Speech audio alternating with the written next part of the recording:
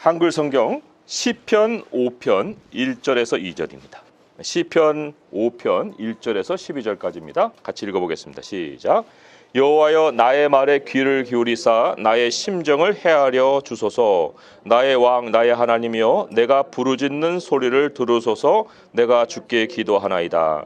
여호와여 아침에 주께서 나의 소리를 들으시리니 아침에 내가 주께 기도하고 바라리이다. 주는 죄악을 기뻐하는 신이 아니시니 악이 주와 함께 머물지 못하며 오만한 자들이 주의 목전에 서지 못하리이다. 주는 모든 행악자를 미워하시며 거짓말하는 자들을 멸망시키시리이다. 여호와께서는 피 흘리기를 즐기는 자와 속이는 자를 싫어하시나이다. 오직 나는 주의 풍성한 사랑을 힘입어 주의 집에 들어가 주를 경외함으로 성전을 향하여 예배하리이다.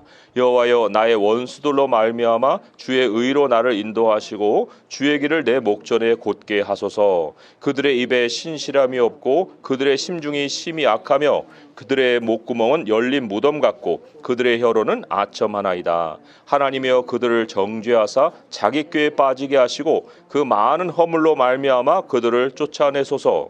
그들이 주를 배역함이니이다. 그러나 주께 피하는 모든 사람은 다 기뻐하며 주의 보호로 말미암아 영원히 기뻐 외치고 주의 이름을 사랑하는 자들은 주를 즐거워하리다. 여호와여 주는 의인에게 복을 주시고 방패로 함같이 은혜로 그를 호위하시리이다. 아멘. 지금 우리 사회의 가장 심각한 문제가 뭘까요? 저는 거짓말이라고 생각합니다. 거짓말. 이게 뭐 권력 있는 자들의 뻔뻔함 정도가 아니고 막 돌아서면 금방 밝혀질 일을 그 현장에서는 아니라고 좀 얘기하죠. 가짜 뉴스, 수많은 언론이 합세가지고 여론을 만들어내죠. 일단 현장에서는 호응을 끌어야 되니까 그걸 목적으로 거짓말을 하게 되는데 뭐 나중 결과는 나중이니까 뭐 이런 생각을 하게 되지만 이게 사람들이 정말 모르는 무서운 현실을 스스로 초래하는 거예요. 굉장히 무서운 현실이거든요.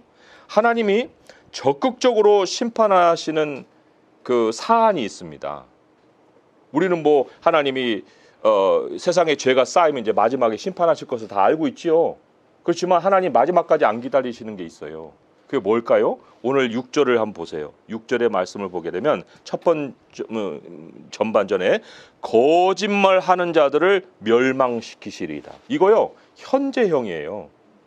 현재 반응이에요. 미래의 반응이 아니에요.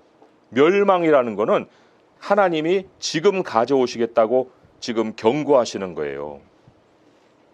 하나님이 사실 자기 백성에게도 어떤 죄에 대해서는 잘못에 대해서는 지켜보시는 시간을 가져요.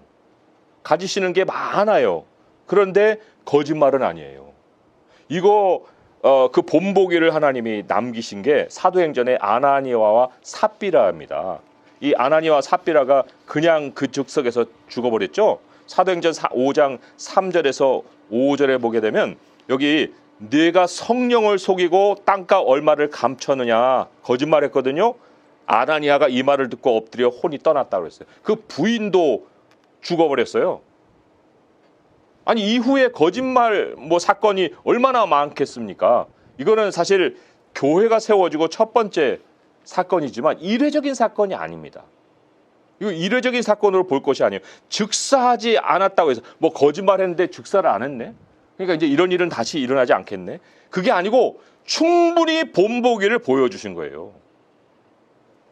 그리고는 거짓말하는 현장에 만약에 어떤 사람이 있다고 할 때는 즉각적인 회개가 아니면 이미 죽음의 그늘이 그 사람에게 덮여 있다는 걸 우리는 다 볼 수가 있다는 거죠. 물론 거짓말에도 굉장히 많은 종류가 있어요. 그렇지만 하나님의 심판을 피할 수 없는 거짓말이 있는데 오늘 말씀 6절에 보게 되면 그게 거짓말에 대한 또 다른 부연 설명이에요. 뭘까요?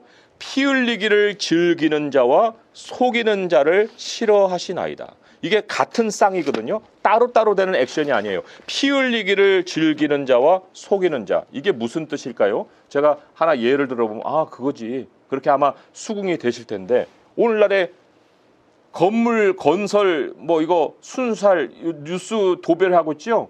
나는 순살이 뭔지 왜냐하면 저는 닭고기를 안 먹거든요. 그러니까 순살이 무슨 뜻인지 몰랐는데 뭐 순살 아니 철근을 빼먹은 게 순살이에요. 철근을 빼먹었어요. 그게 실수일까요? 의도일까요? 굉장히 의도적이죠. 그거는 사람들의 삶을 위태롭게 만드는 사기를 벌이는 거예요. 사기극이죠. 그런데 그러고도 발뺌을 하죠. 발뺌을 합니다. 그리고는 뭐 대충 이렇게 때우고 말 생각을 가지고 있는 이런 상황일 수도 있겠지만은 이런 죄성이 어디에서 나올까요? 이런 죄성이 바로 가인에게서 나와요. 창세기 4장 8절에서 12절의 말씀에 뭐 거기 다 읽지 않고 제가 보면 가인이 그 아우 아벨을 쳐 죽였죠. 그런데 하나님이 말씀하셨어요. 네 아우 아벨이 어디 있느냐? 나 몰라요. 내가 내 아우를 지키는 자입니까? 라고 지금 발뺌하고 속이죠. 거짓말하죠. 그런데 하나님이 그 거짓말하는 가인에게 어떻게 했어요? 네가 땅에서 저주를 받을 거고 너는 땅에서 유리하는 자가 될 것이다. 거짓말, 의도적인 거짓말로 다른 사람의 생명을 뭐 지금 아벨은 이미 죽였고 이 건설사들은 그 불안에 떨게 만들고 내가 언제 이 건물이 무너져도 내가 죽을지를 모르는 이런 공포에 몰아넣은 거 아니에요. 그런 사람들, 다른 사람의 인생을 파괴하고 아닌 것처럼 속이는 이런 사람들, 하나님은 그 거짓말하는 자를 반드시 멸망시키신다는 거예요. 그 멸망이 그 자리에서 즉석에 즉사하는 건 아니겠지만 여기 가인이 돌아다니고 또 유리하는 자가 되고 저주받은 자가 된 것처럼 하나님도 그 사람의 인생에 결코 쉼이 없게 만드신다는 거예요. 왜 하나님이 거짓말을 이토록 무섭게 다루실까요? 그게 사탄의 가장 최고 속성이기 때문에 그래요. 요한복음 8장 44절에 같이 읽어보겠습니다. 요한복음 8장 44절 읽어볼게요. 시작. 너희는 너희 아비 마귀에게서 났으니 너희 아비의 욕심대로 너희도 행하고자 하느니라. 그는 처음부터 살인한 자요 진리가 그 속에 없으므로 진리에 서지 못하고 거짓을 말할 때에 제 것으로 말하나니 이는 그가 거짓말쟁이요 거짓의 아비가 되었음이니라. 하나님이 거짓말하는 사람들을 멸망시키는 방식도 우리가 알 필요가 있습니다. 우리 가인을 통해서 지금 잠깐 제가 암시를 했지만 즉사는 그들이 당할 궁극적인 현실이고요. 그 즉사를 궁극적으로 당하기 전까지 겪을 멸망의 고통이 있는데 두 가지라고 했어요. 시편의 오늘 말씀에 의거해 보게 되면 10절에 다 나와요. 10절에 두 가지가 다 나와요. 같이 한번 읽어볼게요. 시작. 하나님이여 그들을 정죄하사 자기 꾀에 빠지게 하시고 그 많은 허물로 말미암아 그들을 쫓아내소서. 그들이 주를 배역함이니이다. 자기 꾀에 빠지게 하신다. 행위대로 갚으신다. 이거 하나님의 심판의 원리입니다. 하나님이 심판하시는 기준이에요. 요한계시록 18장 6절의 말씀을 보면 그가 준 그대로 그에게 주고 그의 행위대로 갑절을 갚아주고 그가 섞은 잔에도 갑절이나 섞어 그에게 주라. 하나님의 행위대로 심판하시는 거고요. 또 오늘 우리 영어 예배 때도 읽었지만 마태복음 7장 2절이에요. 뒷장에 있습니다. 같이 이거는 읽어볼게요. 시작. 너희가 비판하는 그 비판으로 너희가 비판을 받을 것이요 너희가 헤아리는 그 헤아림으로 너희가 헤아림을 받을 것이니라. 헤아림, 자기 꾀에 자기가 빠지게 하시는 그 원리가 그 사람에게 작동이 된다는 거예요. 남을 헤아려 하게 되면 자기가 해를 당하는 거예요. 이게 하나님께서 거짓말하는 자들을 멸망시키시는 방식입니다. 자, 그것만 있는가요? 두 번째, 쫓아내신다라는 말이 있죠. 이거 가인에게 적용이 됐잖아요. 쫓아내신다. 하나님이 땅에서 행복을 그 사람에게 허락하지 않으신다. 가인처럼 인생 끝날까지 두려움에 휩싸이게 살게 하신다. 불안이 그 사람의 일상을 떠날 일이 없다. 산 목숨이 아니에요. 사기친 돈으로 집안에 뭐 부를 이룬다? 이거는 집안에 저주를 끌어들이는 일이지.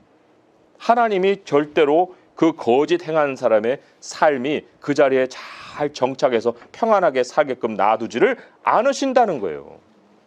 자, 그러면 이제 우리가 우리 자신에게 이제 적용을 해보는 거죠. 아, 그러면 내가 거짓말만 안 하고 살면 사기당할 일도 없고 세상을 안전하게 살겠네? 아니에요. 거짓말만 안 하면 되는 그런 것 하나님 가르치시기 위해서 말씀을 주신 것이 아니에요. 거짓은 스스로 검증하는 것이 아닙니다. 나 거짓말 안 했어. 그 말을 자기는 믿겠죠. 자기는 믿겠지만 거짓은 스스로 검증하는 것이 아니에요. 거짓에서 진짜 자유로울 수 있는 유일한 길은 거짓이 없으신 하나님 안에서 나를 볼 수 있어야 돼요. 거짓이 없으신 그 유일한 분이 바로 하나님이신데 그 하나님 안에서 내 자신을 발견할 수 있을 때에 비로소 내가 사기를 당하지 않고 사탄의 살인극을 피해갈 수가 있어요. 이게 굉장히 중요한 일입니다. 이제 오늘날의 현실만 아니고 앞으로 더 정말 극악한 일들을 우리가 뉴스에서 듣고 살 텐데 어떻게 그런 것들을 피할 거예요? 내가 그것을 뭐 무슨 철 방탄 조끼를 입고 다닐 거예요? 어떻게 할 거예요? 못해요. 그러기 위해서 우리가 우리 자신을 거짓이 없인 하나님 안에서 발견할 수 있기를 위해서 우리에게 하나님이 요구하신 것이 두 가지가 있어요. 두 가지. 첫째는 3절의 말씀, 오늘 말씀. 이게 이제 진짜 실천해야 되는 것이죠. 실천해야 되는 거. 3절의 말씀 읽어보겠습니다. 시작. 여호와여, 아침에 주께서 나의 소리를 들으시리니 아침에 내가 주께 기도하고 바라리이다. 이 아침이 상징하는 게 뭐가 있습니까? 이거는 우선순위를 말하는 거예요. 우선순위. 어떤 사람은 새벽이 될 수도 있고 어떤 사람은 아침이 될 수 있겠는데 어쨌든 아무튼 삶의 우선순위가 하나님인가. 그거를 우리가 반드시 점검하고 살아야 된다는 거죠. 우리가 하나님을 가까이 하기를 기뻐하면 우리에게서 멀어지는 현실이 있는 거예요. 하나님은 거짓이 없으신 하나님이시기 때문에 우리가 거짓이 없으신 하나님을 가까이 하면 거짓이 있는 현실이 내게 가까이 할 수가 없어요. 거짓이 있는 현실이 내게서 멀어진다는 거예요. 그 거짓이 있는 현실이 4절에서 6절에 가득 나오죠. 거기에 오만한 자들, 행악자들, 거짓말하는 자들, 피 흘리기 즐겨하는 자들, 속이는 자들 이런 사람들이 그냥 즐비하게 나오잖아요. 여기에 뭐 사기꾼, 살인자, 보이스피싱, 뭐 전세 사기, 거짓말 얼마나 많은 것들을 우리가 생각해 볼 수 있어요. 그런데 그들이 우리에게서 떨어져 나간다는 거죠. 혹은 접근하더라도 접근할 수가 없게 만드신다는 거예요. 시편 36편 11절에 12절 제가 레퍼런스에다 기록했죠. 같이 읽어볼게요. 시작. 교만한 자의 발이 내게 이르지 못하게 하시며 악인들의 손이 나를 쫓아내지 못하게 하소서. 악을 행하는 자들이 거기서 넘어졌으니 엎드러지고 다시 일어날 수 없으리이다. 거기서가 어디예요? 하나님이 나를 둘러치신 그 벽이 있어요. 그 벽까지 오지 못하고 거기서 넘어진다는 거예요. 누구에게요? 우선순위, 삶의 우선순위를 하나님을 찾는 데 둘 때.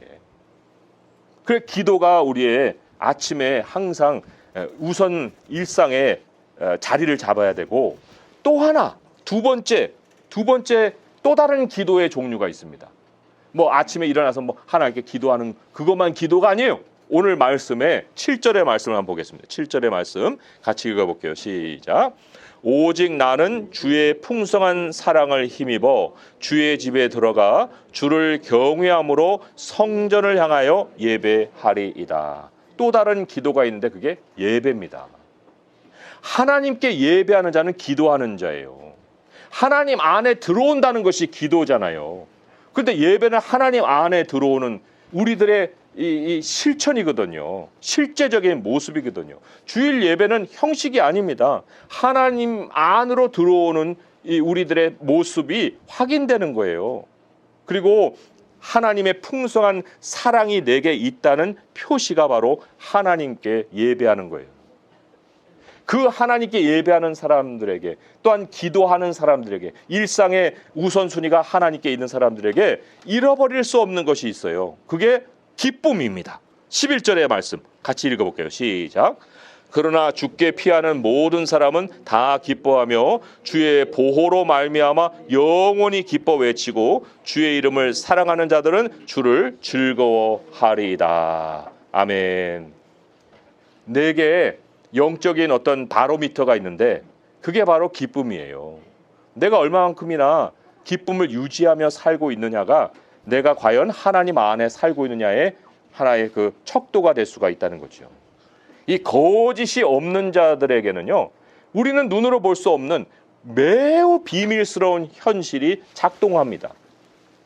그게 우리를 지금 둘러싸고 있어요. 어떤 비밀스러운 현실일까요? 12절의 말씀 마지막으로 말씀 맺으면서 읽어보겠습니다. 시작.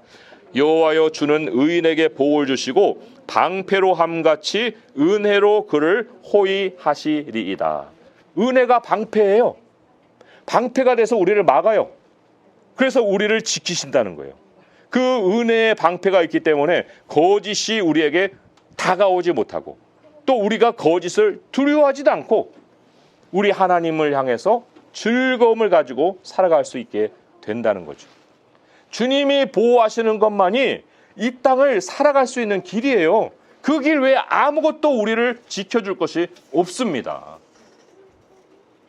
오늘날에 그래서 그런 참 두렵고 공포스러운 그런 소식을 들을 때라도 우리는 우리 자신을 어떻게 지킬 것이냐 할 때 내가 우선의 하나님을 찾아가고 또 내게 주어진 이 예배의 삶, 이 즐거운 예배의 삶이 내 삶의 기둥과 같이 늘 지속이 될 수 있게 해야겠구나.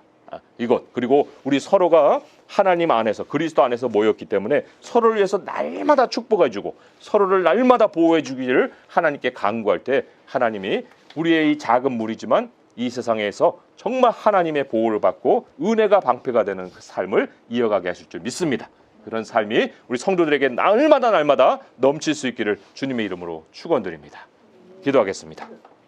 하나님 아버지 감사합니다.